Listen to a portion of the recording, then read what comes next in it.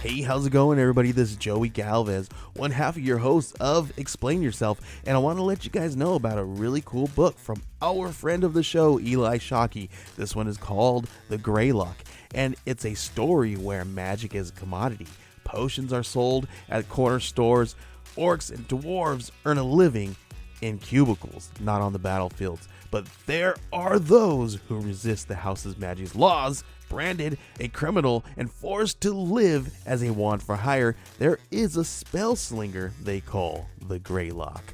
Check this one out. You guys can pre-order issue 3 right now with code JAN241939, and make sure you guys are heading over to your favorite LCS and letting them know that you want Greylock number 3, and maybe pick up the first 2 issues. You could do that at the Scout web store. So make sure you guys are grabbing the Greylock number 3, JAN241939 at previewsworld.com. Okay, everybody. I have something really cool to tell you about. If you haven't heard yet about Anchor, it's the easiest way to make a podcast. Let me explain here. It's free. There are creation tools that allow you to record and edit your podcast right from your phone or computer. Anchor will distribute your podcast for you so it can be heard on Spotify, Apple Podcasts, Stitcher, and more. You can make money from your podcast with no minimum listenership. It's everything you need to make a podcast in one single place. Now, the way that you can do this is you got to download the free Anchor app or go to anchor.fm, and then you can get started. It's really fun. We just switched over recently here at All Too Real 2, and I'm enjoying it so far. So be sure to check it out and let us know what you think.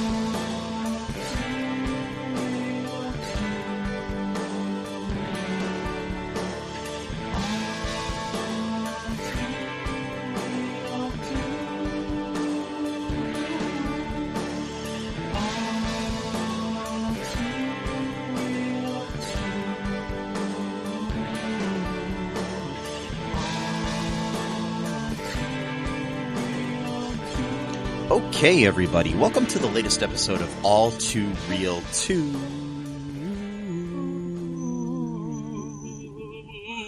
Oh, spooky. Why is it so spooky today, Mike? Today we are covering the latest episode of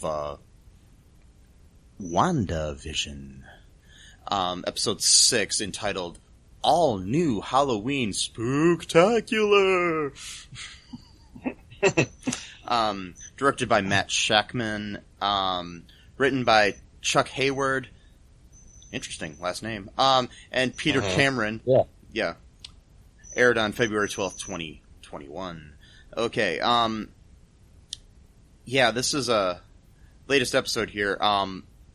We got, a lot going on in this episode, Matt.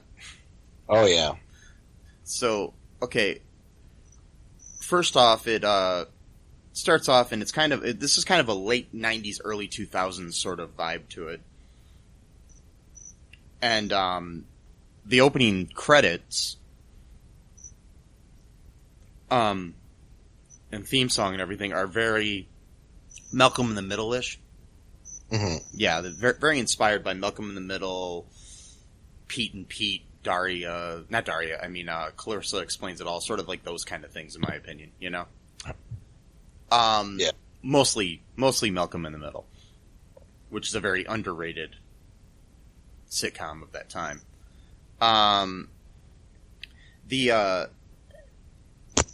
The theme song, first off, before I get into that, Matt, what did you think of this episode? Like your I liked reaction? it. I liked it a lot. Yeah. I mean, yeah, my reaction was pretty. I kind of. I think I kind of liked episode 5 a little bit better just because it was a lot more intense than this one. Yeah. She with like the whole thing where she just like rolled the credits on Vision, like talk to the hand type of thing. But I mean, I still really did like this episode a lot. I mean, I thought this one was really interesting just because I like the whole Malcolm in the Middle thing. Like it's getting a little bit up to more to my speed. Like the era I grew up in was like the mid '90s, like when I was a kid, stuff like that. So like these kind of shows, you know, they kind of have like a sort of nostalgic thing for me. Like especially the commercial they do later on for the yogurt. Oh my god, that reminds me so much of like '90s, like hey radical, you know, type of commercials. Yeah. But yeah, I really liked it. You know, especially the costumes that people were wearing. It was very cheesy. You know, like especially Vision's costume and Pietro's costume. Yeah. They were all like comic book accurate and everything. Because that's what their characters look like in the comic books. So yeah.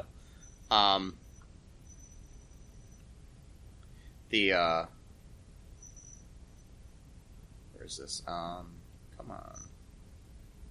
Okay, yeah. So in this episode, so the credits, like I was saying, which are very, they sound a lot like the "They Might Be Giants" song that is the opening credits of Malcolm in the Middle, but like also kind of like I said, like kind of a Pete and Pete, Clarissa Explains It All vibe to it, in my opinion. I don't know, that's just me.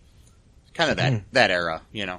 Yeah, and also too, the song kind of had a little bit more extra intensity to this one because Malcolm in the Middle was kind of like in a major key. This kind of had a really disturbing kind of grating sound to it, like it was kind of meant to make you feel uncomfortable, like yeah, especially at that part where it said something about like distortion or something like that, and then like the vocals are all distorted. Like I forgot. Yeah. I'm trying to find the actual lyrics. So I got the lyrics right here. Oh, okay, yeah. Okay, so the lyrics, these are what they say, which I think can apply to a lot of this here. It says, don't try to fight the chaos. Don't question what you've done. Some days it's all confusion. Easy come, easy go. But if it's all illusion, sit back and enjoy the show. Let's keep it going. Let's keep it going. Through each distorted day. Let's keep it going. Let's keep it going. Though there may be no way of knowing who's coming by to play. Wow. That was. Is that all the lyrics? Let me see, because I was reading that off of this website, but I thought there was more lyrics to it. But let me see here, because I wrote them down too. May have just repeated some parts or Yeah. something more time. yeah. But yeah, Oh, no, I really like the Malcolm yeah. in the Middle. Oh, what's that? Yeah, that's there's a part of it that's okay. There's a part of it that's missing here. Okay. Oh, okay. They skipped a part. Okay, after where it says "Don't question what you've done," it says the game can try to play us. Don't let it stop the fun. Some days it's all confusion, easy come, easy go. But if it's all illusion, okay, sit back and enjoy the show. Let's keep it going. Let's keep it going through each distorted day. Let's keep it going through, though there may be no way of knowing who's coming out to play. Yeah, okay, so yeah, it's kind of, you know, they skipped a little bit there. But yeah. Yeah. But yeah, it's interesting, kind of applies to a lot of this, like, you know, who's really controlling this and everything. Right. And that the whole idea that, you know, don't want to stop it. So like, yeah, exactly. Like no matter what you've done, just keep it going. Like don't even like you've already gotten this far. You pretty much just go for broke at this point. Like yeah, don't fight it, man. Don't fight it. So okay, like I said, the show is set in like an early 2000s kind of setting here. Possibly like an amalgam of the late 90s, early 2000s. Malcolm in the Middle itself premiered in the early 2000s, so it's kind of got that vibe to it.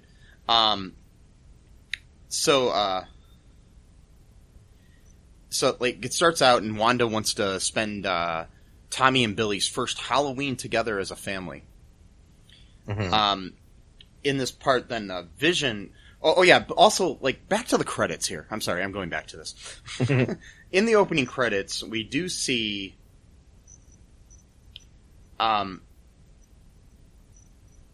Do see that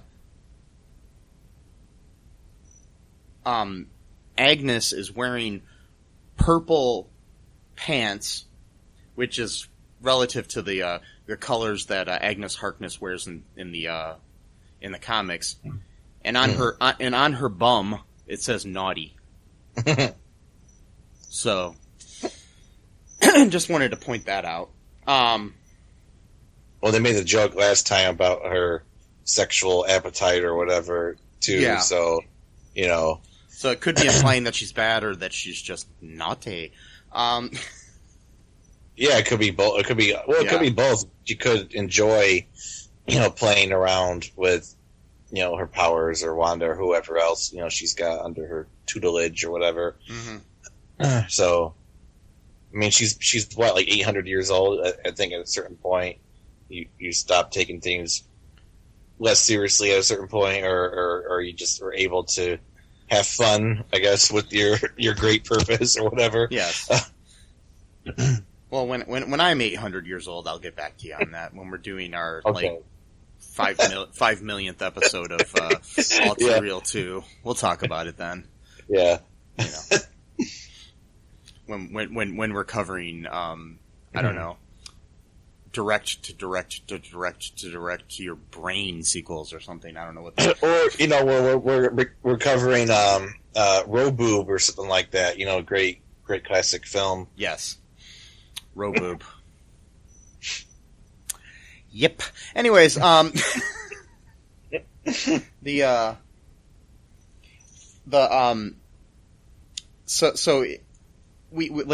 we start out, okay, and Wanda wants to spend time with, because it's the kids' first Halloween. And she wants to do it as a family, but Vision tells her that he's going to go on to patrol the streets to, stop the ruffians from, TPing and all that bullshit, that that kids do on Halloween, supposedly, in TV at least. Such a Vision thing to do, too. Yeah. Like even pre-WandaVision Vision, yeah. He's all about, he's almost like Captain America in that sense. You know what I mean? Like, very straight cut morality, Mm-hmm.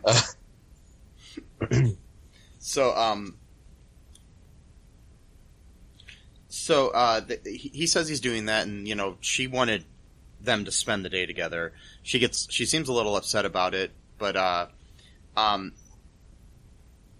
first of this, though, it does kind of change point of views here, though, to the kids at the beginning. I know I'm kind of going all over here, but it's hard to remember everything. Yeah. At one point, the one kid says to the other, and they're talking to the camera like Frankie Muniz did on Malcolm in the Middle and stuff like that too. So it's very, very cool.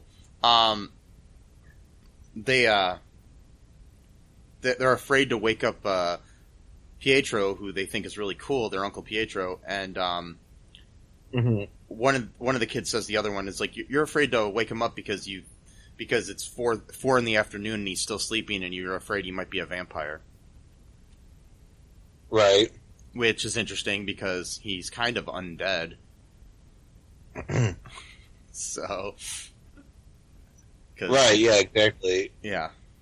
He's like the typical, like, they even call him a quote man child.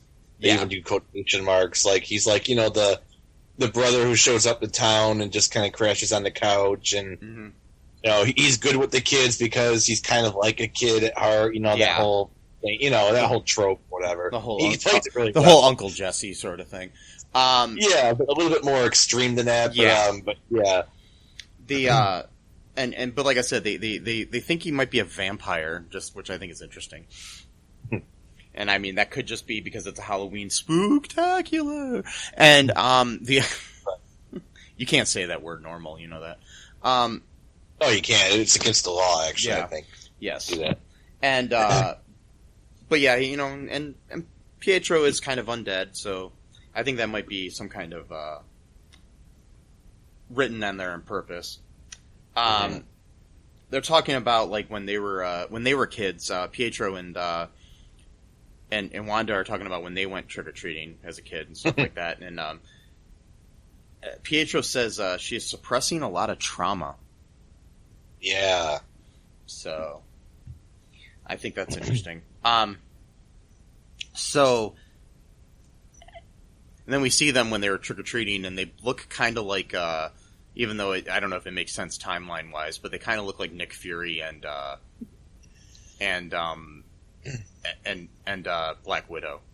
Yeah. So it's just kind of funny. It also too like just like it kind of gives a little. I mean, it was like really humorous, but at the same time, gave you like a really tiny glimpse of like how terrible their childhood was in Sokovia. Like you hear gunfire in the background, like there's like a civil war going on in the background.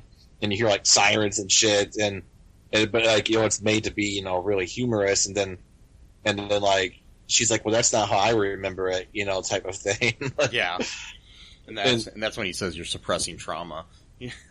What she's doing, she's making everything seem kind of humorous, upbeat, to kind of hide away from the fact that it's actually extremely traumatic for her. You know what I mean? Yeah, like. Throughout the whole series, even it's been like that. Like it's like because you could hear like gunfire in the background and stuff like that. Like the old lady with the really messed up teeth and shit because she can't afford to go to the dentist and gives them like a raw fish as a as a gift. Yeah, it's like So some interesting things I noticed here too. In this scene. After that happened, and she says that she wanted them to spend time as a family, and so Pietro says, "Old man has a conflict. The kids need a father figure for the night. Don't sweat it, sis. I got the old XY chromosome. Uncle P to the rescue." Okay, now I've got two things about this. Okay, he's pointing out the word X and XY. Ah. Is that implying that he's an X-Man? Or, also, there's the theory online that he might not even be Pietro at all, and that he's Mephisto. If so, in the comics, Mephisto is really the father of the kids. And he says that he's a father figure. Right. So, I'm just wondering... and then later on, there's some stuff here too where he sends them off and he says, create hell, demons spawn, or something like that. Yeah. Yeah. So very suspicious line rhetoric he's during and also too like when like they're trying to tiptoe around him sleeping, he's actually. Listening, he's not even sleeping. He's pretending to snore. Yeah, and stuff. And he's got his eyes because they're doing the whole Malcolm in the Middle thing where they're showing his, point of view, but you can also see, the kids in the background talking and stuff like that. Yeah, and he like does like this like crazy uncle thing, where he's, that whole thing or whatever. And then when sorry, I'm kind of going off the rails too here. Oh no, that's fine. Yeah. So like.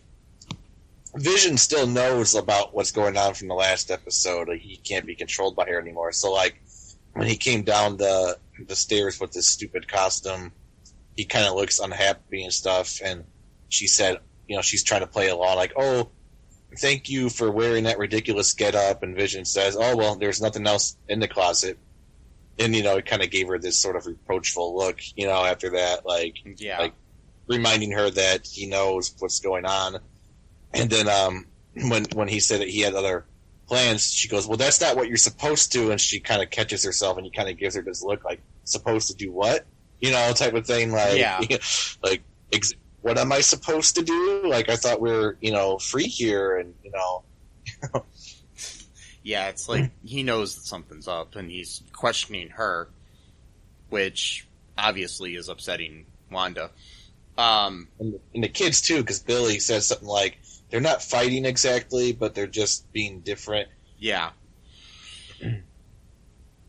Which, yeah, they're being different than they were, like, yesterday.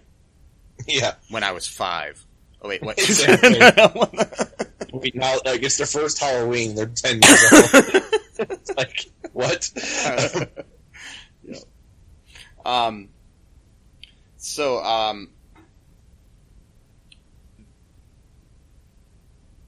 They, the whole episode does have a lot of, witch and black cat motifs, too, which is interesting. Mm. But then again, it's Halloween, so... That could just be because it's Halloween. Yeah. So much stuff happened, Mike. It's hard to, like... It's hard for us to stay on point, because it's just so much... I know some of these YouTube videos and stuff, they, like new rock stars and these people. I mean, like, don't get me wrong, I watch these channels all the time, but, like, they have a much more narrative approach because their videos are kind of shorter, so they just kind of go beat by beat, whereas we're more riffing on, But that's why we're a podcast and not a YouTube video. Yeah, exactly. So anyways, because if we were a YouTube video, this would be all slick and polished. Yeah. But, you know what? I don't wear nail polish. Either do I. I don't like the way it smells. No. It's got personally that weird alcohol-y kind of smell. Yeah. Anyways, so they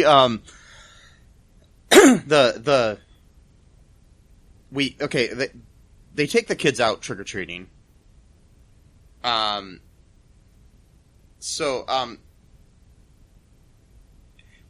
We go to outside of Westview at some point here too. Mm-hmm. And Hayward orders Monica, Darcy, and Jimmy to leave the base for disagreeing with his decision to attack Wanda. Mm. Yeah, and I think it's funny the good line when he's saying something. He's like saying to Darcy, he's like, "Do you work for me?" Yeah, and she's like, "I don't know." And then Monica says she's with me, and then says something like, "So which one of you is the sassy best friend?" Right. That was a good line. Exactly. Then that's when Jimmy shows up. Jimmy Woo shows up, and he's like, so I guess he might be the one, because he's like, you don't have time to diminish your colleagues or whatever. Mm-hmm. I forgot what he said.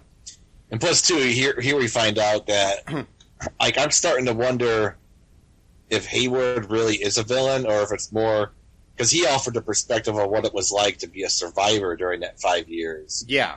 Whereas, like, with Monica, it's like you don't. For you, it was just like a second. You don't even feel that 5 years. Whereas we had to deal with the fallout, and stuff like that.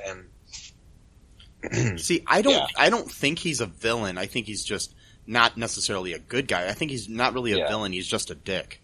You know what I mean? He's not like he's not like a like a Hydra member or anything like that, in my opinion. But I mean, I could be totally wrong. But we don't. I don't think he's anything like that. I think it's totally a red herring to make us think that maybe he's Mephisto or maybe he's, controlling everything. I just think his morals aren't necessarily the greatest when it comes to things. But then again, he did live those 5 years that Monica didn't live. And a lot of shit was going on in the world, so he's got a lot of experience that other people don't have. Right, yeah, the people who returned from the blip, many people died during that time. Like he said something about, like, it was hard to keep the lights on. I'm not sure if he meant at Sword or just in general, because it seemed like there was a lot of upheaval. Because, like, even, like, when Ant-Man came back from the thing, he's walking through his old neighborhood. You just see all these trash bags, like, all over the place. Like, yeah, it looks like a ghetto. Like, I mean, that could be the fact that, like, half the trash men in the world disappeared, and stuff like that. Right. Yeah. So, like, a whole bunch of things that we didn't see in Endgame, were happening, because of that, for 5 straight years. So that's pretty traumatizing. So yeah, I think he just has, like, a prejudice now against because he even said something like, "You're always constantly advocating on behalf of superpowered individuals," and he goes, "Yes, I know your history with Carol Danvers, so you know." Yeah, and I mean, it's just, you know, and like I said, the trauma that he's dealing with, and I mean, just even think about it on a level of somebody that's not working for some kind of government organization like he is, where it's like, say you're working at a factory, or like you're the manager of like a factory or a grocery store or something like that, and half your staff just disappeared. Right. How do you know, it's like, oh, well, we don't have anybody scheduled from, you know, on second shift here because they're all gone. You know, it's just like, what the hell, you know? Disappeared. Yeah. Dead? I don't know. They just disappeared. It's like, you know, it's like, wow. It's like, you're working in a grocery store, and it's like, you know, well, the whole dairy department's just gone.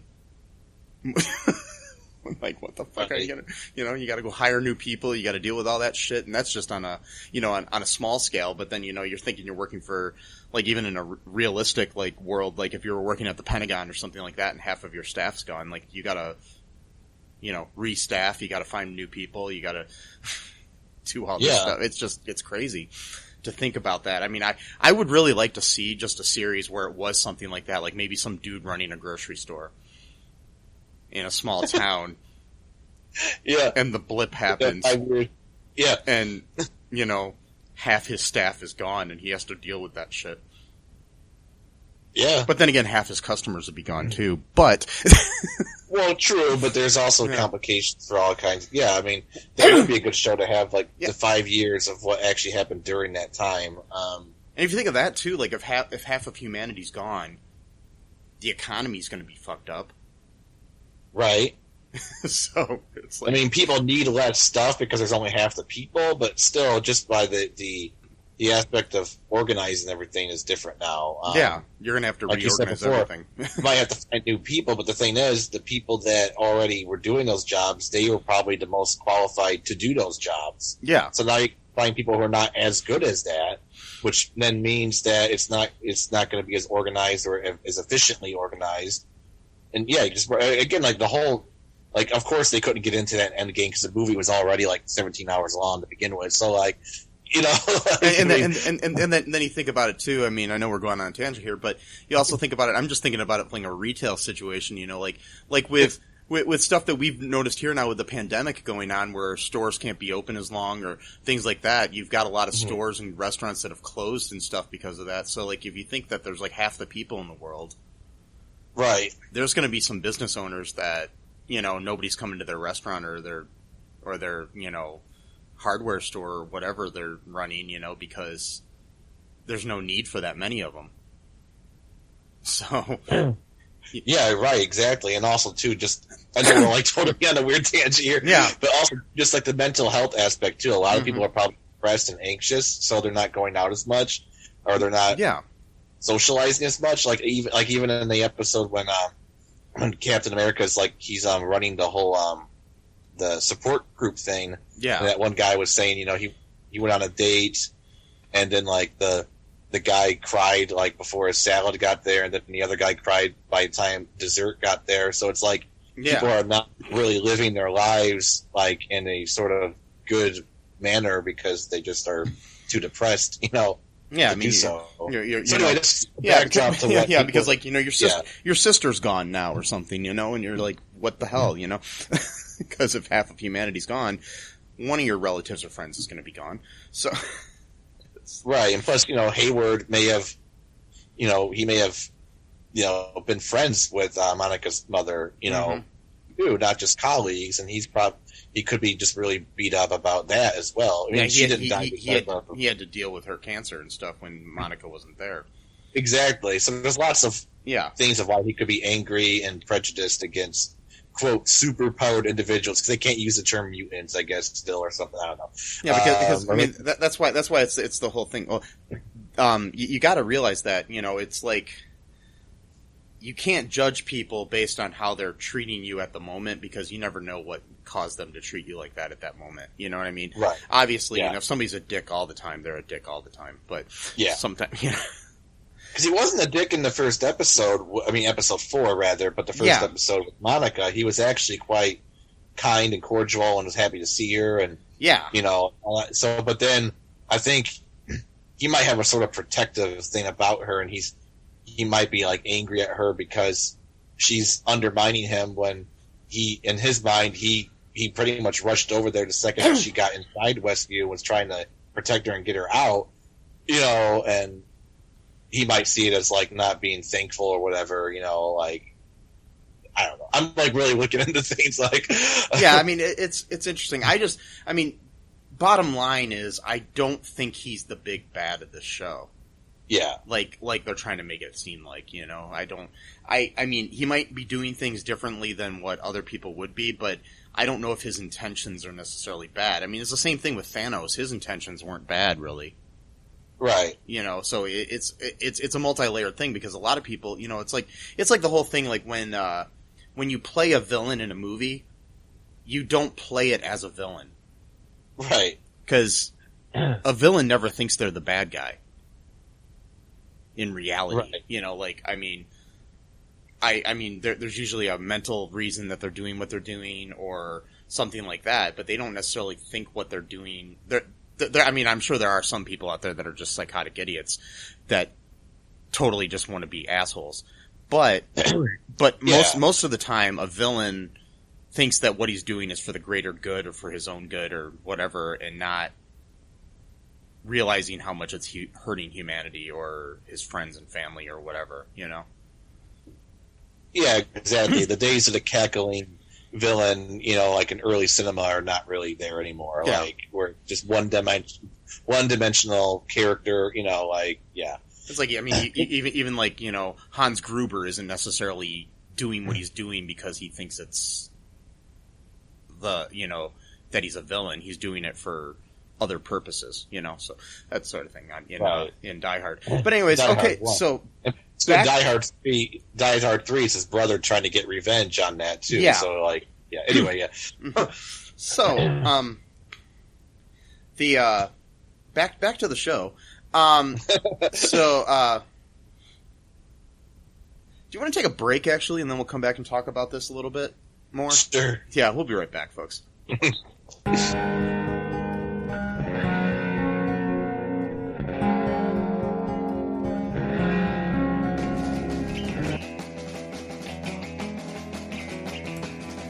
What is Gen X? What is the silent generation? What do generations have in common?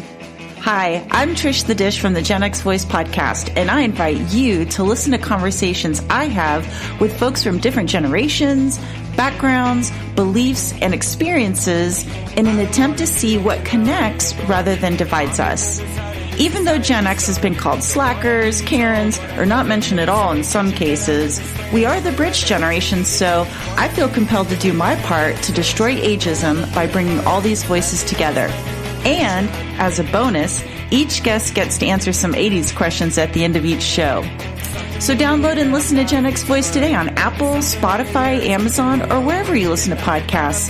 And let's see how much we have in common after all.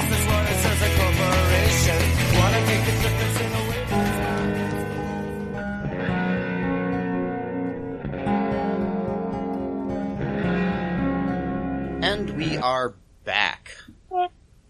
So, So in the show here, like I said, okay, now Hayward orders Monica, Darcy, and Jimmy to leave the base for disagreeing with his decision to attack Wanda in the previous episode. Mm-hmm. They sneak back inside after they're escorted out. They hack into his computer and discover that he has been tracking Vision's vibranium signature. So words are hard, man. Yeah. Yeah. So they're looking on into these files and everything, and Darcy's like hacking into everything. So, what are your thoughts on this here, Matt? About the tracking Vision or whatever? Yeah, that and the whole what all the stuff that Darcy's finding here. Well, it's interesting because starting to wonder why Hayward is tracking Nat, specifically for what reason, and also too, Darcy ends up telling Monica that her DNA has been changed because of being in there once and then being ejected. And that if she goes in a third time, she might be changed forever. So that could be like an indication that she's going to become, what's her name, Spectrum or Photon? I know her mom's Photon, but she becomes both in the comics, but Photon mostly. Yeah. I mean, okay. And at one point, I think she was even Captain Marvel. So it's like, yeah. So basically, she has powers that kind of are comparable to Captain Marvel's, essentially. Mm-hmm. Okay, cool. And so, I'm just interested in that, of why he's tracking Vision, almost exclusively to figure out what's going on with him. Is it just because scientific, or what reason? Well, it's because they were basically operating on him before Wanda released him, right. So it's like kind of interesting. Because like in the last episode, they showed that video of her breaking in and stealing Vision. Yeah. And he said something like,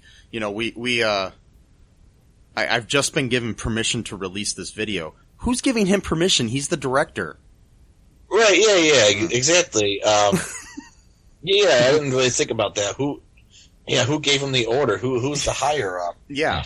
Is it like does the president have something to do with this, or what's going on? You know what I mean?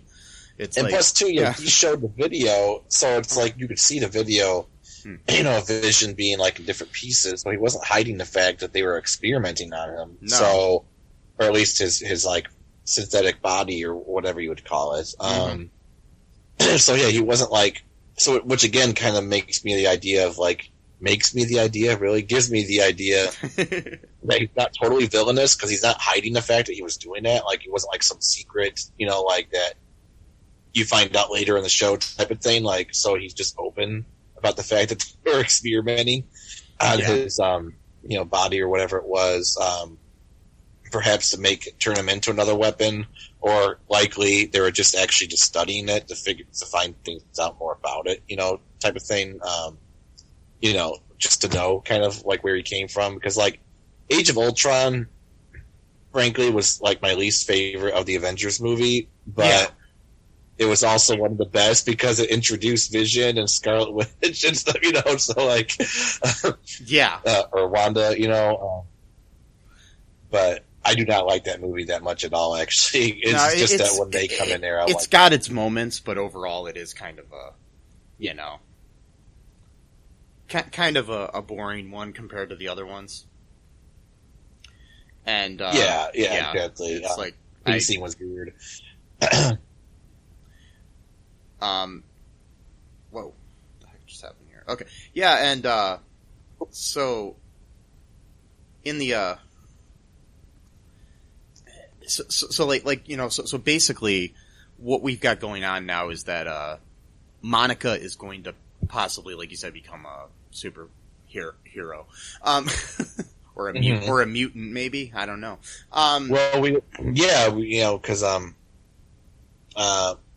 It's interesting, right? Because Captain Marvel got her powers from a blast, and she absorbed the powers, but that was a scientific thing, whereas Monica's being affected by magic. So that's interesting right there. Anyway, yeah. And it could it also could be something, awakening the X gene in her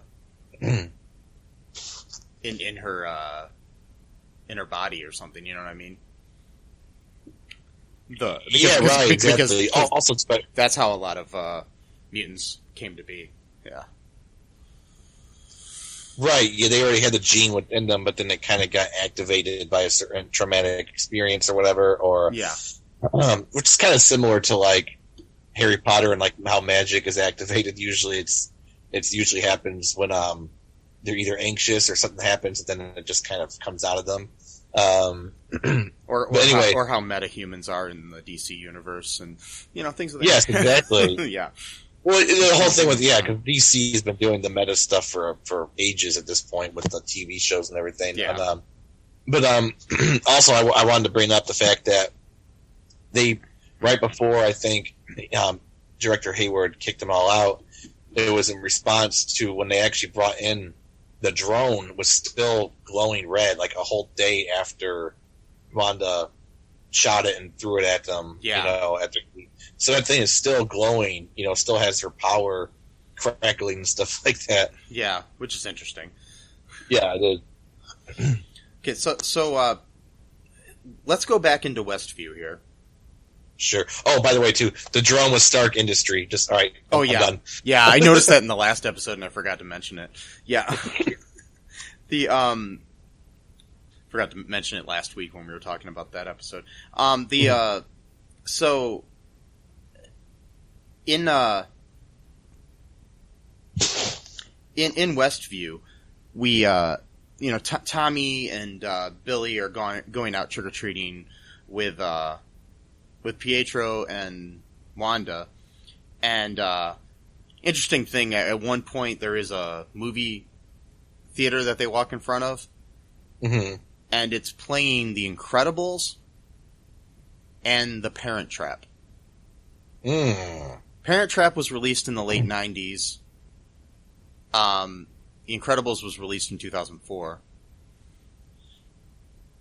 Okay. They're both Disney movies. One's about twins. Right. One's about a family of superheroes. Right. I don't know. Okay. My main thing is I think it was just basically trying to imply that this era that they're in right now is an amalgam of the 90s and the 2000s, and right. Also, the choices of the two movies are interesting, because it's about twins and then it's about a family of superheroes who have powers very similar to the powers of Wanda and Vision's family. Right. I mean, I'm sure it is intentional. It very much is. Also, too, do you remember? Sorry, I'm not trying to interrupt you. I'm writing things down. Go ahead. Yeah. I'm writing things down, and that helps me remember other things as I'm writing things down. So it's weird like that. But anyway, so Tommy and Pietro are stealing candy, using their super speed and stuff like that. And then Herb has got a earpiece, and he's like, excuse me. So what? All the candy has been stolen, and wait a minute. All the jack-o'-lanterns have been smashed, and then they show them smashed. So he's saying it right before it actually happens. Yeah. So but also too, smashing a jack-o'-lantern. I wonder what another word for a jack-o'-lantern is, and I wonder what popular band existed in the '90s where it had to do with pumpkins being smashed. Just throwing it out there. Pretty sure that was a nice little nod, I think, to that era a little bit. Smashing pumpkins. Yeah. Or as in the Great Lion and Bowfinger, which is honestly one of the most underrated films of all time, in my opinion. Mine too. It's my favorite comedy of all time. Anyway. Yeah, it's a great movie. But when he's trying to impress the Heather Graham character, I forgot her name, but she's going, asking her what her interests are to pretend to like the same things that she likes, and then she's like, "Oh, I love smashing pumpkins." He's like, "Me too. Do you want to smash some?" Because he has no idea what he's talking about. Yeah. And she kind of gives him this weird look, what? That was a great movie. Yeah. Anyway, so interesting thing about Herb too is he's dressed up like Frankenstein's monster, which is a person who was dead and reanimated. Right. So there might be some clues or some metaphors there. He lets Wanda know that Vision isn't part of the Black Watch that night. So he lied to her. Right. There's another thing too. There was another line at one point. Pietro says he's about to run away, and he's like, "Kick ass."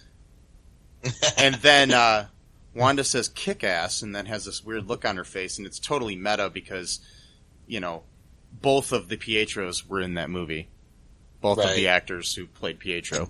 So That's such a cool, yeah, because she has like this almost like look like she knows, like she's like it's familiar to her, like she doesn't quite understand. And that just makes me wonder: did she actually just recast her brother with Evan Peters? Right. like wait a minute, like yeah. Well, too, like when Herb is talking, he goes, can I do something for you? Do you need something changed? And then she's like, oh no, everything's fine. So like, yeah, that was kind of like he knew she's in control or something, So. Yeah, exactly. Because it seems like him and Agnes are like they seem to have more understanding than everyone else about what's happening. Like, yeah, like they're in on it somehow. Yeah, because one episode they were like whispering to each other, like they're like commiserating or whatever. Like, yeah, So I mean that's interesting. Right.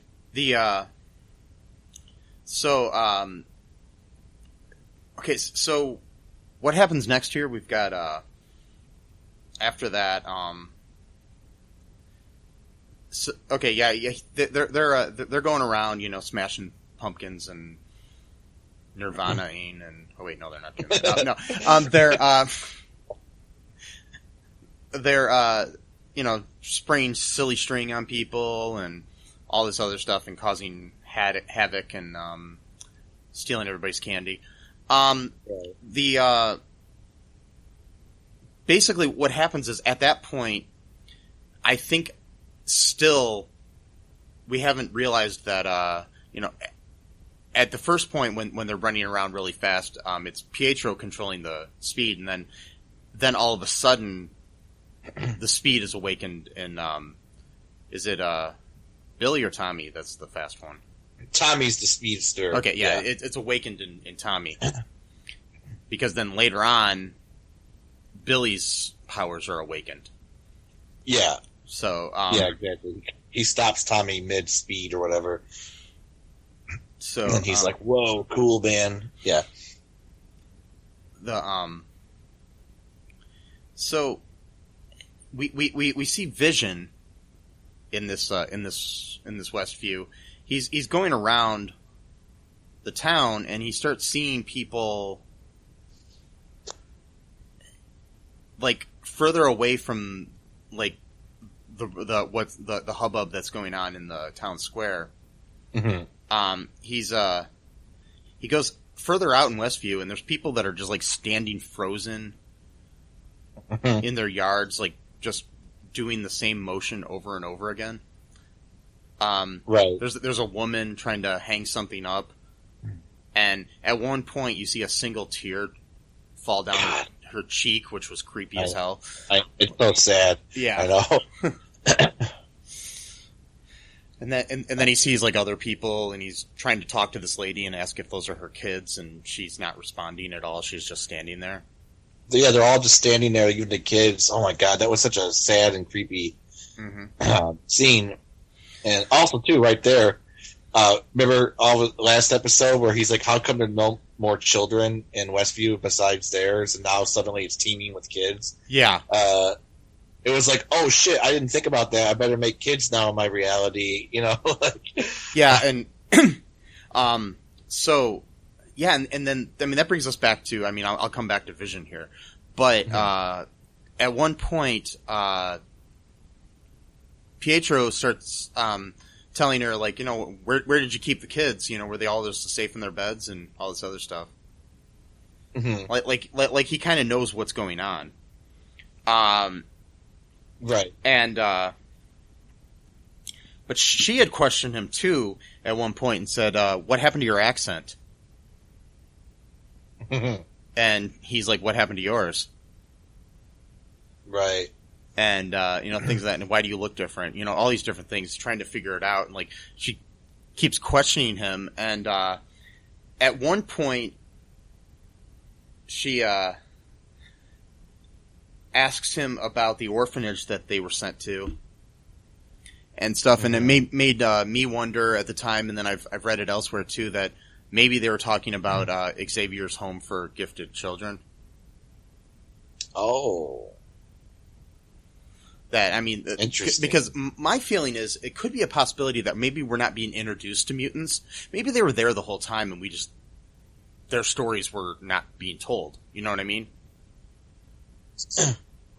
Yeah, I mean, that could be possible. They could be doing, it's just like in kind of like Arrow and Flash, they're all doing their own stories, you know? They can't always be, you know, working together. I mean, the world's a pretty big place. Yeah.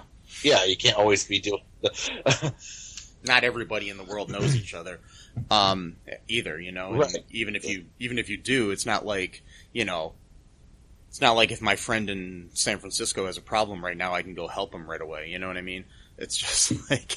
Right, exactly. Yeah. You got your own, I mean, like billions of people in the world, Mm-hmm. you know, you can all be, you know, rushing to like the Avengers' aid, for example, you know, like, you know, for example, during Endgame or even Infinity War, there could have been, you know, Thanos could have had, you know, his army all over the world, and, you know, mutants could be, you know, fighting off those people in different cities or what, you know what I mean? Yeah. Like, I mean, we don't know because we're only focusing on like the main characters. So, I mean, it's just like, you know, while the events of Ant-Man and the Wasp are happening, there's other things going on somewhere else in the world, you know, but we're not seeing that. We're only seeing the events of what's going on with those two characters, you know? So, yeah. Yeah. So that's what makes me just wonder if like maybe mutants already exist. Yeah. But who knows? So back to Vision. He decides to fly up above the city, and he transforms into his normal self out of his costume, out of his Halloween costume, and he flies to the edge of Westview, and he sees a car just sitting there, parked. So he lands, and in the car it's Agnes, dressed up like a witch. And she is saying that she doesn't know where the town square is. That she got lost, you know, in the town she grew up in, as Vision points out to her. Right, exactly. And the town you grew up in. Yeah. And so they he does his little thing like he did with Norm in the last episode, where he wakes her up with his little vision power on the head doodaddy thingy, you know. Right. Right. And then she says, "You're one of the Avengers. You're Vision." And he's like, "Yeah, I'm Vision," but he doesn't know what the Avengers are. Right. And she asks if she's dead because she knows he is. Right. Which we've seen in all the previews for this, but putting it in context makes a little, you know, more sense. Yeah. Yeah, it makes sense. Yeah, exactly. Because she's like, also too, we noticed that as soon as he wakes her up, she reaches for like where her brooch normally is. Yeah. But to see if it's still there, which I don't think it is at this point, so that's interesting. Mm-hmm. So what happened to her brooch? You know. Yeah, and it's like. Then again, I don't think she was wearing it last episode though, so I don't know. Yeah, it's interesting. Might just be them throwing us off, and maybe she's not even Agatha Harkness at all. I mean, I'm pretty sure she is, just because of how many. I mean, it would be a terrible letdown to trick us at this point, but who knows? Maybe they will. You know, she could have been playing around, just pretending to play dumb too. Yeah, that's what I'm saying. You know? It's like I'm just wondering, is Agnes just another citizen in the town? We never saw her driver's license on the board that Jimmy Woo was working on. Or yeah, here's just falling. Maybe she is Agatha the Harkness, but she actually is a real person. Agatha just took over her body or something like that. You know, I mean, that's true. You know, and it's. I mean, I don't know. Dang. And it's like, does like Wanda have control over her, or vice versa, or what's going on? You know, it's like it always seems like there's like this weird push and play or whatever, like push and pull, I guess is the word. So yeah, sometimes it seems like Agnes is the one in control, but then other times she almost seems like she's in awe and almost in fear of Wanda. And it's just, I think they're doing it on purpose to just keep us, on our seats. I mean, on the edge of our seats, Yeah, and it's like, is she just doing this thing to put on a show for Vision, or is she, like you said, really, is she really Agatha? Is she really bad? Anyways, but when he takes his hand off of her, she starts cackling like a witch. Right. And then says, "Okie doke, neighbor," and then drives away. Yeah, after he returns her back to her. Yeah. Mm-hmm. Yeah, because she's cackling because she's kind of having like a mental breakdown. She's like, we're all doomed or whatever. Like, yeah. And it's interesting. I mean, like her laugh sounds like the Wicked Witch in Wizard of Oz sort of thing. You know what I mean? So it's like, yeah. Okay, so that was interesting, and then Vision tries to keep going, and he gets to the end of the hex and starts going through the barrier. Mm. And we is it Billy the one with Billy's the one that's not fast, right?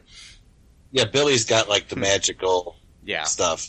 Yeah. He realizes what's that something's up with his dad, and he starts having a vision, pun intended, of vision, and and what's going on as he's like being surrounded by people with guns and things of that nature. Right. Oh yeah, I forgot. Outside in Swordland, reality. Monica mentions that her contact that she had is only an hour away. The one that can help them, the scientist who can help them get back into the hex. Right. So that makes me wonder if next week we're going to finally figure out who that is. Hopefully. Yeah. Because she's been teasing it for a while. I think it might be the big because Paul Bettany in an interview, the actor who plays Vision, he said that there's going to be a big cameo in this with an actor that he's always wanted to work with. So, I mean, who knows? I mean, that could be, maybe it was Evan Peters he was talking about, but it makes me think it's got to be somebody bigger. And they're talking about, and Elizabeth Olsen at one point said that there's a big cameo in this show that's on the level of Mark Hamill in The Mandalorian. Oh wow! Okay, so I don't think that's Evan Peters. I mean, no offense to him, but he's not Mark Hamill, and he's not like really the Mark Hamill of who's that? Evan Peters? Who is that? Oh, he's the guy that plays Pietro. Oh yeah, you're right. Yeah, exactly. Yeah, I don't think he was the big, the big cameo, but maybe he is, and that's what she was talking about. But I don't think he would be like a Luke Skywalker sort of, analog here. I mean, I don't know if it's going to be like a, somebody like Tony Stark is really alive, or which I don't think they would do because that would just make everything stupid. It would be pointless, sacrifice. Are they going to introduce us to Reed Richards' The Fantastic Four? That's one of the other possibilities. Are they going to, who is it? Is it possibly Riri Williams, who is Ironheart, who is basically the new Iron Man? In the comics, and we already know that there's going to be an Ironheart TV series in the next couple of years. And in the comics, if people don't know who Riri Williams is, she was basically a teenage girl who was really smart, built her own like Iron Man suit, and then she's basically, instead of having like a Jarvis sort of AI that controls things, she actually has like a AI that is Tony Stark. Oh wow, that's basically her Jarvis. So somehow, like, Tony had, like, uploaded his brain to a computer or something like that, you know? Wow. Before he died. That's pretty cool. Yeah. So I really hope that that's what happens and that Robert Downey Jr. comes back for that show. That'd be cool. Mm-hmm. Even if it's just as a voice, you know, that'd be cool. But anyways, there's endless possibilities of who this person could be. I mean, maybe, but I mean, the thing is, it just makes me wonder who it is. If it's somebody that Paul Bettany hasn't worked with, it really can't be. It can't be Tony Stark. It can't be Bruce Banner. I'm trying to think about other scientists. I don't know if he ever had any scenes with Shuri and Black Panther. But she does say that it's her guy, so it kind of makes me wonder. It can't be Riri or Shuri. Right. So, because I think it's a guy, so it's got to be somebody, you know. Yeah. So, I don't know. Who knows? Maybe maybe it's, you know, who knows? You know, I mean, it could be anybody. Maybe it's, you know, maybe it's some, maybe it's that Thalos guy from, you know, that what's his face played in, in Captain Marvel. I don't know. I just watched that last night. You talked about the Skrull dude? Yeah, the guy that's like, you know, basically the good guy in the movie. Yeah, I just watched that last night, actually. Yeah. It's interesting. Ben something or other is the actor's name. I was just trying to remember the actor's name, and I can't right now. Oh. But anyways, maybe it's him. Who knows, you know? That's what I'm wondering. Yeah. Mm-hmm. So, we'll see who it is. I think that's going to be interesting to find out. But, back to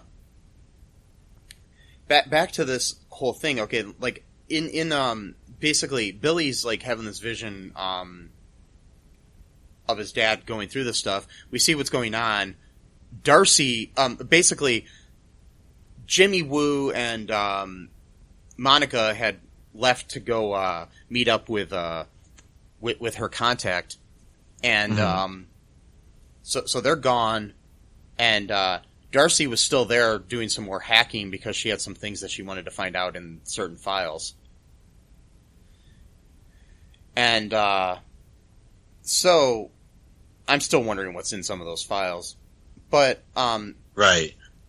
She goes up to the hex where Vision is coming through, but he's being pulled back in and basically almost dying because of it. She goes up there and just like, why aren't you helping him? You know? And, they, handcuff her to a car, and then Wanda reacts, and she decides to make the hex bigger.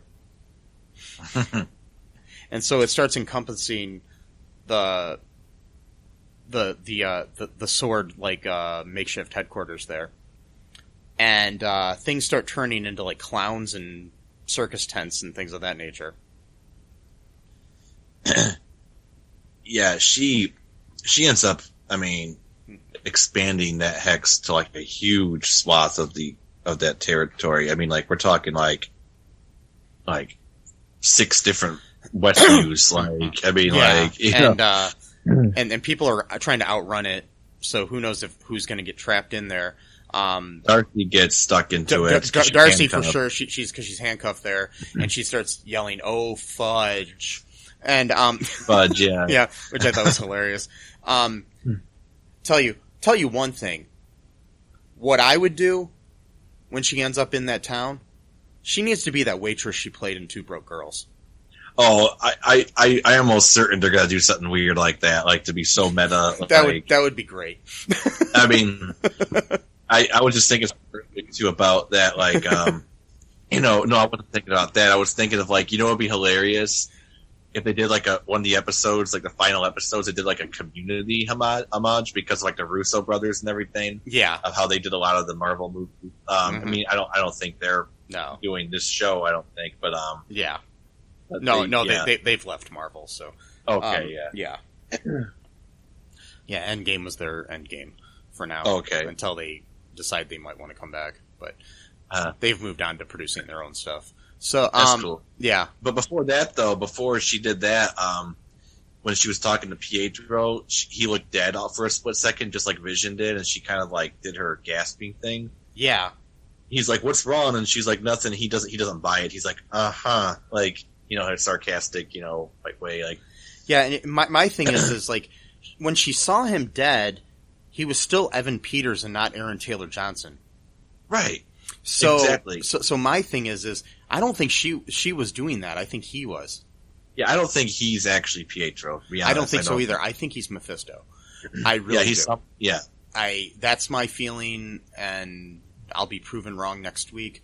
But we'll both be proven. Well, that's the thing too. Is like I'm starting to wonder, if Agnes and Mephisto were doing this. And the thing I'm starting to wonder about this is that maybe both of them had underestimated her power, and that she actually almost trapped them a little bit, and so that they are trying to almost regain some of their power by getting her to reveal what she can do.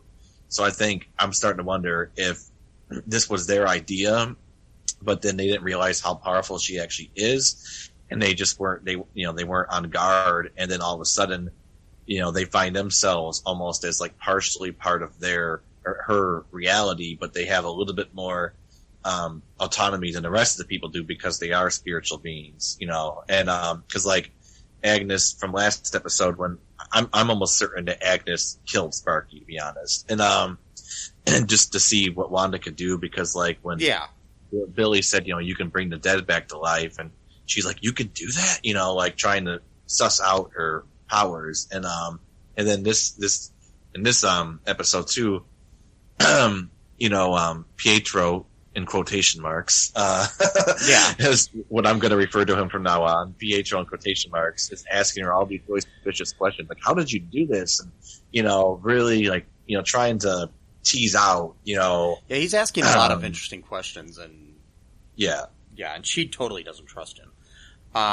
No, she doesn't. For a second, you could tell, and then she gets all emotional, saying she was full of grief. But I think she was being sincere in doing it. But I also think she was keeping her guard up as well, like to not give anything away, but also turn on the waterworks, so to speak. To which again, I'm not saying she's faking it. I think she's being absolutely truthful when she says that she felt like endless nothingness and stuff like that. But at the same time, I'm thinking she was doing that at an opportune moment to kind of get him off his questioning, interrogation, if you will.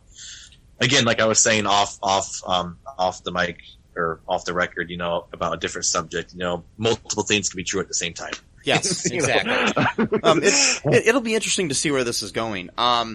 So before we take another break here, there was a Claymation commercial here. Oh yeah. So it's interesting that in this ad we don't have that couple that are in the other ads. Right. So I find that interesting. But it's like a Claymation thing with this kid on an island who is given this magical yogurt by a shark. Yet he's too weak to open the yogurt to give himself sustenance. Right. And then they say, it's Yo Magic is for survivors. Right. Yeah, that was creepy. That was dark really as fuck. that honestly reminded me of some like Twin Peaks shit right there. Yeah. Like, well, all of the ads are very David Lynchian. The creator of Twin Peaks. Yeah. So it's interesting. It'll be interesting. I mean, there's like I can't remember what it is, but there's like I think a Greek mythology story that's kind of like that, where it's like a guy who's really weak, but there's like he's underneath a tree that's full of fruit, but he can't reach the fruit. Yeah, there is a myth that he's like grapes or something. He can't. Yeah, he can never reach it and invite it or get a piece for himself. Yeah, a lot of really fucked up Greek mythology. Like there's another one too where a guy is pushing like a rock up a hill, and it always, as soon as he's about to get up to the top, the rock rolls down and he's got to start all over again, and just keeps doing it over and over again. Isn't that Sisyphus? I think maybe, I'm not sure. Yeah. Yeah. So yeah, it's interesting. Yeah, I can't remember the name of the one who's not able to get the fruit. But anyway, so yeah, so it'll be interesting to see what that, because I mean, all of the ads are kind of like about traumas in her life, but this makes me wonder if this is about a trauma in her kids' lives or something like that, because it's a kid on the island. And I don't know what's going on, you know what I mean? And plus, too, the shark. I mean, plus, you know, I mean, that's actually based off a real commercial, actually. There's a, it was for like a Hostess cake type thing, I think is what it was. And the shark was the one that, like, was trying to eat it or gave it to the kid. I don't know. Okay. But there was definitely a commercial where a shark was involved of, like, eating or giving, like, the person this cake, but also too of the idea, like, you know, a shark, something that's usually like a predator, and that's, you know. And I think the shark was voiced by Evan Peters. It sounded like him. Interesting. Yeah. And plus too, eventually the kid becomes a skeleton because he's trying to open the yogurt for like a lifetimes, like, and you keep seeing like the days turn to nights and years, and he's slowly decaying into which a is skeleton. Interesting. Yeah. You know, like the whole decaying thing with Vision, and also quote Pietro, which don't think is actually him. Do you want to take a break here, and then we'll come back and we'll talk about some trivia and a few other things, and before we wrap things up? Yeah, sure. Let's do it. We'll be right back.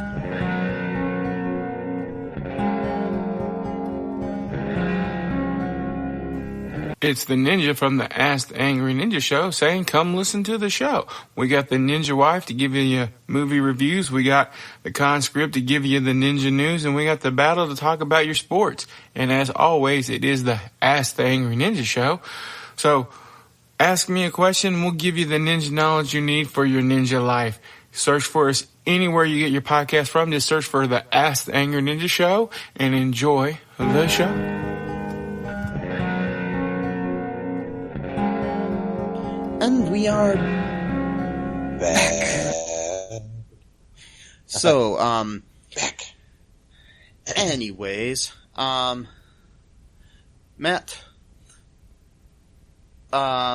So, I asked in our Facebook group, which you can join, All Too Real 2 podcast group. Also, by the way, I'm still in the process of setting it up, but just to letting people know that listen to our show, I have registered the domain alltooreal2.com. So we will soon have a website. So yeah, for the cast that we're potting. And yes. Right now, currently, you can go to that website, but it takes you directly to our Facebook page. So, because I haven't had time to set up a website. Which I will do sometime in the next, few months here or so. It's going to take a little bit here, folks. Be patient with us, but just letting you know, we have that. So, I asked in the group, what people thought of the episode, and, my good buddy from high school, Christopher Seibert, I can't remember how to pronounce his last name. He's a good buddy, but I don't know how to pronounce his last name. Anyways, he's a good guy. I like him a lot. We went to summer school. Just a little tangent here. He and I went to summer school together. It was pretty fun. Ate lunch with him and stuff, one year over at Whitmer High School in Toledo. And, he's a good guy. It was the summer of the O.J. Simpson trial. I remember that much. So, because we talk about that and other things, and a friend of ours who sadly passed away, who was murdered. But yeah, anyways, so dark times. Sorry. Okay. Anyways, Christopher's a good guy. Anyways, I just he says, I just finished the episode. I really want to know what is going on, what Darcy found in Hayward's computer, what it entails with Vision, and the fact that Monica has traveled through the Hex twice is showing the fact that she's getting her superhuman abilities or mutant abilities to become Photon or whatever her Avengers name will be. So yeah. Yep. That's the one comment we had, so I thought I'd share that here. Good comment. Good. Yeah. I mean, good thoughts here. Question.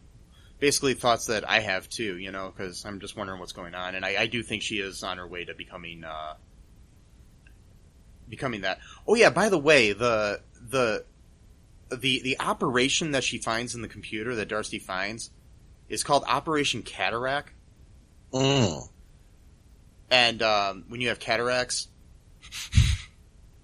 your vision is blurred.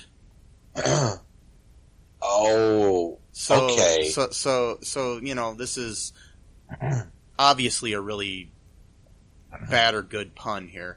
And it could also, again, manifest or demonstrate Hayward's sort of hatred or prejudice against people who have powers, almost. Yeah. Like, names it something really hateful, like, Mm-hmm. like it's like almost like naming your file, like, bitch or whatever, Yeah. like wait, what?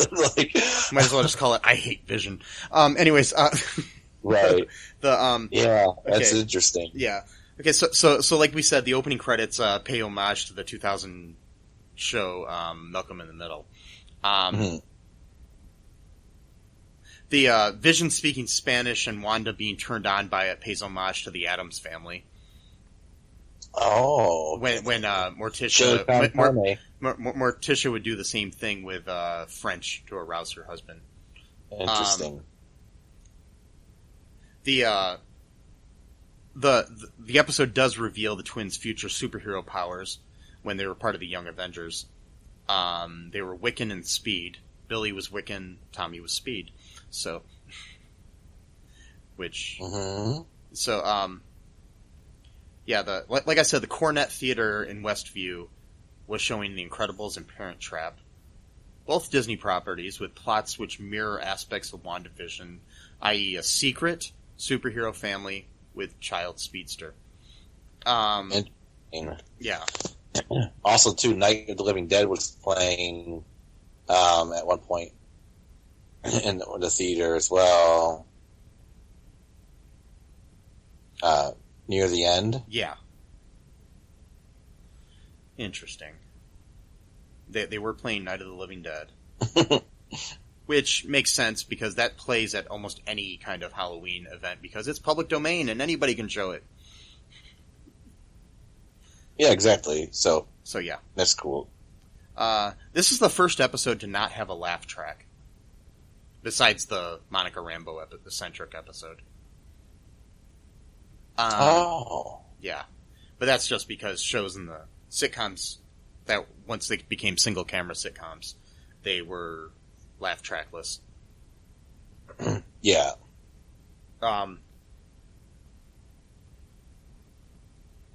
Yeah, it was Tommy. Okay, it was Tommy who responded to Quicksilver's suggestion of creating mischief on Halloween by saying "kick ass," which Wanda then repeats. So yeah, in reference to the 2010 superhero movie. And this is the first time in the MCU that we see Wanda, Vision, and Quicksilver in their comic accurate costumes. Late in the episode, when Wanda is concerned about Vision, Pietro says, "It's not like your dead husband can die twice." Mm. This is exactly what happened in Avengers Infinity War. Right. So, anyways, so any speculation as to what you think's coming next week? Oh, geez. Well, I think the suspicion against, quote, Pietro is going to get stronger, just because, well, for one thing, she ended up shooting him with her powers when he said that. Yeah. And also, too, someone pointed, I think it was New Rockstars or Screen Crush, I don't remember which one, on YouTube. You can look those channels up. They're really good. Yeah.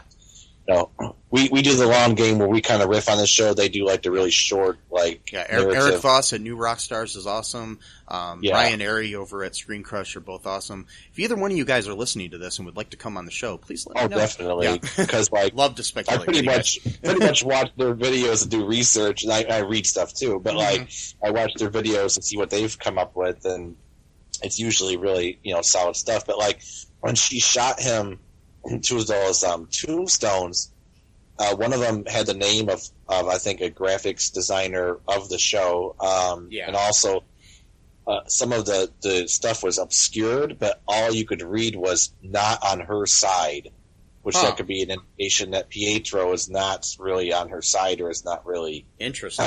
Him. And then that was right after she shot him with her powers, but also too. I'm starting to think that she's going to become more suspicious. She's going to be questioning him, or maybe doing it a little bit more cleverly because he's been catching on to her interrogation methods. They're a little bit too blunt, so she's going to be trying to do things to kind of test him out to see if he's really Pietro, just in a different body. Yeah, like or whatever. When he's questioning her at one point too, she said she doesn't know how all this started. Right, yeah, exactly. Which I believe she doesn't know. No, she doesn't. So I don't know if she started it or somebody else started it. I mean, it could be that she started it and she doesn't remember how she started it. Yeah, exactly. So I think that's going to happen, and plus too, because like I was going to say earlier and I forgot because there's like a million things going on in this episode, but like the way Pietro in quotation marks speaks about himself in quotation marks is very crude and like not compassionate, which makes me think that it's not really him. It's someone who actually maybe despises Wanda or despises Pietro for whatever reason, because he says, "Oh, I was shot in the street like a chump for no reason at all." Yeah. And then all of a sudden, I hear your voice calling me, and I knew that you needed my help. Well, if anyone who's seen Age of Ultron, which I recommend you, even though in my opinion it's not a great movie, it's good for research. A background. For this show, because that's what introduces Wanda and Pietro as characters. But anyway, even if you don't do that, they actually showed real Pietro his death scene in Age of Ultron during the beginning recap, and he was not, quote, shot in the street like a chump. He was trying to protect, I think, children or something. I don't know, forgot what he was doing. And then by doing so, he got caught off guard and he got shot by one of Ultron's controlled like airplanes or whatever. And, I mean, he died a hero, basically. Yeah, he died a hero. It says, "You didn't see that coming, did you?" Because that was what he always said to Hawkeye every time Hawkeye would shoot him. He always would go past, the arrow and kind of arrogantly say, "You didn't see that coming, did you?" And so him saying that, that kind of gave me the vibe that he's not Pietro, and he's actually someone who has almost disdain for Wanda or even superpowered people in general, or maybe Mephisto, just trying to get her angry, to like get her to show her powers more or something. I don't know. But just that line alone when he said that I got shot in the street like a chump, I'm like, what? That's not what happened at all. Like, I know. It's so, unless it's self-deprecating, but who knows? You know what I mean? It's just hard to say. But then again, that wasn't his personality though in the movie. I mean, he was cocky, but it wasn't that kind of Uncle Jesse cocky. He's very much the personality more of the X-Men Evan Peters Pietro. Yeah. So than the Aaron Taylor Johnson one. So it's interesting. So I mean, I have a lot of questions. I really just want to see what Darcy turns into. But I'll be disappointed if it's not her character from the greatest sitcom of all time, Two Broke Girls. And oh boy, that was sarcasm, by the way. Anyways, no, but I do love her. She's so cute. Anyways, she's a great actor. I mean, great actor. I mean, and this show proves it. I mean, I think everyone needs a paycheck. That gave her some money for a good 6-7 years or whatever. She's put her money to good use. So it's all good. I'm not saying she's not a good actress. There's a lot of good people that are on bad TV shows. Of course. And I mean, even the writing staff and stuff, I don't have a problem with that show. I just think that it just didn't work for me. But, so, anywho, I don't really have any other thoughts right now. I just want to know what's happening with everybody, because I'm very, curious as to where this is going, and I hope that we find out some more info next week, which I'm sure we will. So, yeah. Anything else before we wrap things up here, Matt? Yeah, just as a public service announcement, don't become a spy for the Baha'i Faith, and which Mike and I are members of. Me sort of more tangentially, but just don't spy on their organization, against people that are thinking that they're leaders of a Sufi organization, and that they're I'm being really obscure here. So no one knows what I'm talking about. Yeah. Okay. I'm just saying that we gotcha. Don't become a spy and to ruin the life of a person that gets 45 YouTube videos, views on their hour-long YouTube videos. Yeah. But yet this person's a prophet apparently, and is going to change the world with their 61 YouTube videos. So don't try to wreck that guy's great purpose in life, because you might drop down his 52 videos to 49 views, and that's going to be those 2 views are going to make all the difference between life and death of the universe. So just don't become a spy. Anyway. Just in general, don't become a bully. Don't become a bully. And don't accuse other people of being spies. Yeah. When you have no evidence for that at all, and don't harass them and stalk them. It's not a good look on you. And no matter what you think, Matt is not Jason Bourne. Is that what? Jason Bourne. So I'm not. Or Ethan Hunt, or James Bond. Wow. Or even that character that Bill Cosby played on I Spy. He's none of them. Wow. So anyways, I hope you guys enjoyed this episode. If you did, maybe check out some of our other episodes we do that are not about WandaVision.